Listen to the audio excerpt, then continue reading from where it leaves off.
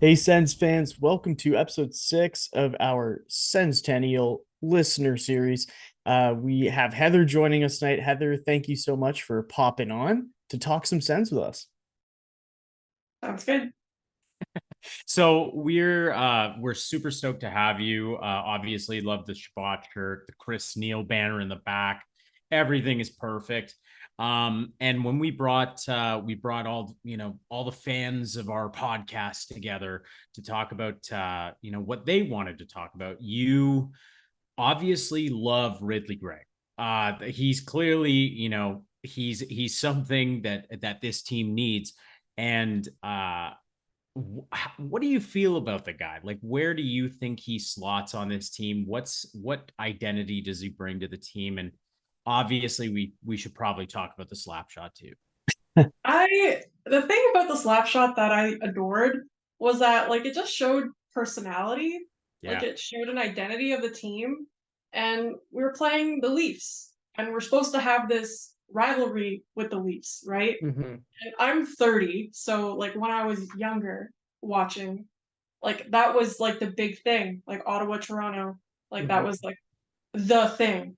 Yeah. So recently it's been kind of like a David and Goliath type thing. Like, oh yeah, sure, there's a rivalry, but is Ottawa really a threat? Like, you know what I mean? Like a fangless lion, like that's kind of sad. Like it's like, So what I appreciated the most about it was not only that it was really funny, which it was, and the Leafs' reaction to it, which also love. It's just like it shows that they have some fight. It shows that they care. It shows that they know what the fans want. And I just really appreciate seeing like an element of moxie, of like a personality. You know what I mean? So yeah. Yeah, Yeah, I think, sorry, Ben, I just want to chime in and say, I think Anlauer said it really well, where, the building was like so full of Leafs fans that him shooting that puck like he did, it was kind of driving home the point. Like, you're Oh, in Ottawa, you're in our barn, and like, here you go, have fun, beat the traffic, see you later. yeah, yeah. And I think one of you guys mentioned on last podcast or the one before, one of you guys have season tickets and you don't normally go to Leafs games. yeah. Um, Oh, I normally do. oh, fair, fair, fair. That was But me. Probably Bennett, yeah. Yeah. and like I get it, but this past winter, like for Christmas, my boyfriend and I actually went to Toronto, and I made a point to go to that Leafs game because Ottawa was playing, and so Mhm. I got like what do they call the selfie seats, like for kind of cheap. Right. Okay. And I was like one of the only Sens fans, and like I was in Mhm. the 100s. And have you guys seen Mad Max Fury Road, where the guy's Yes. like, Yeah. "He looked at me," like when Brady scored or whatever. Like Yeah. we like jumped up, and I was like, "Yeah!" And like he was so stoked, and I was like, I was right there. It's like we're Mhm. best friends now. This Yeah. Yeah, is this like is oh, he knows me for sure, yeah, definitely. yeah. Yeah.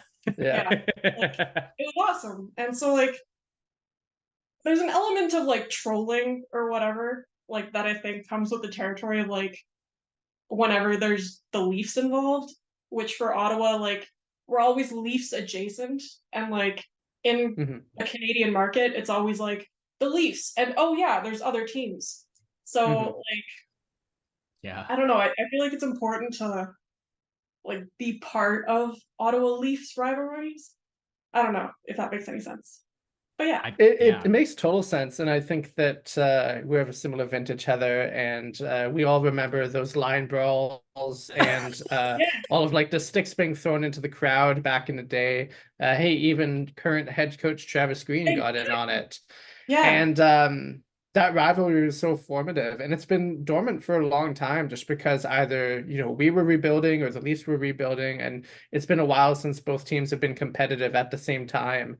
And we have an opportunity now to rekindle that rivalry, and I think it's a good thing because rivalry helps drive engagement with the sport. It helps drive engagement within the city of Ottawa as well as in Toronto. Not that they need a lot more engagement; they're already sort of a top dog over there. But and that's what I love so much about the way to play, the way that Greg plays the game is he helps sort of like get under teams' skins, which is such an important way of bringing the whole team forward, getting fans involved, rallying around this guy that other teams dislike. I mean, you've seen how effective it can be on the high end with guys like Brad Marchand. Like, he's been doing that for years, and he's not only an effective way to get the other team off their game and get them focusing on him instead of the puck or what they should be doing, but he's also an incredibly talented player. And I think Greg has an opportunity to be perhaps not that same level 40 goal guy, but I think he can really carve out a niche for himself in this roster, and I'm really excited to see where he can take it.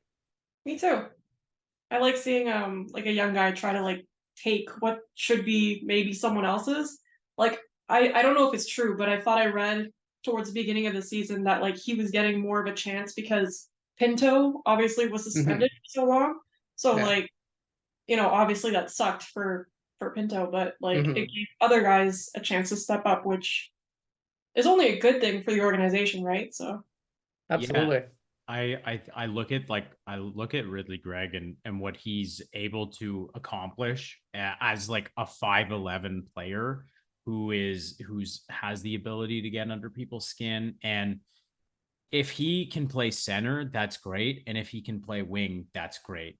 Um, because quite frankly, a guy like that is so useful and so important for winning a cup. yeah, One day, baby, we're gonna get it. hopefully, yeah. Now, of course, we have to touch on Thomas Chabot because you're rocking a shirt. It's pretty dope, Yeah. actually. I have not seen that shirt before. It's pretty great. What made you fall in love with Thomas Chabot? Is he your current favorite senator? I think he is, yeah. Between him and Chikrin. And Oh, you were the in a whole like you're in a whole thing now. yeah, it hurts. Everyone's like, which of Heather's favorite players should we trade this offseason? It's crazy. And same with Joseph. Everybody wanted to trade Joseph again Right. at the beginning of the year to make room for Pinto before we knew about, Mhm. shenanigans. But I don't want Joseph to be traded either.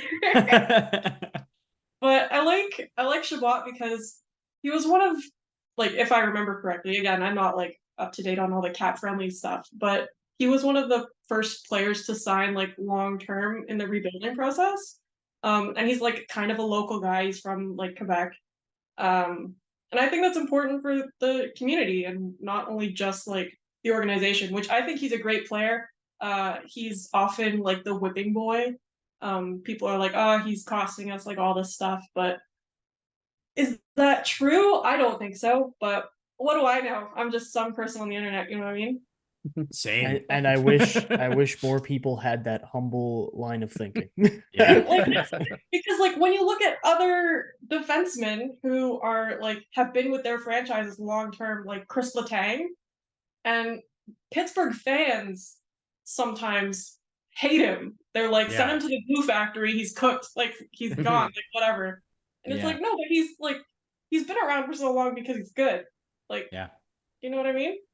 But Also, I feel like it'd be a lot harder to hate a long-term player on your team if they've won like 2 or 3 Stanley Cups with you. Yeah. Like, What are you I just doing? couldn't do it. I'd be like, you know what? You served your time. You can be an absolute bum for the rest of your career. I've seen my cups. I'm good to go. Without a doubt.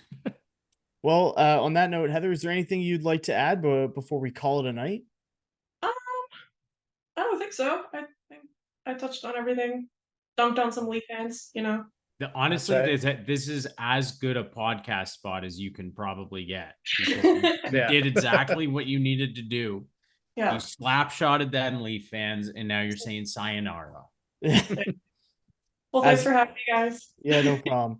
Thank you so much, and thank you for your support. Really appreciate it. And for anyone else who's a listener like Heather and you want to be on the show sometime, feel free to hit us up on Discord, Reddit, Instagram. What else? I don't know. All the social medias at Senstennial. We'll do another call out when we do another fan episode. Maybe sometime before the season starts. We'll do something like that where we have more listeners on and talk about how the summer went. So thank you again, Heather, and have a good night. You too. Yeah. Thank you.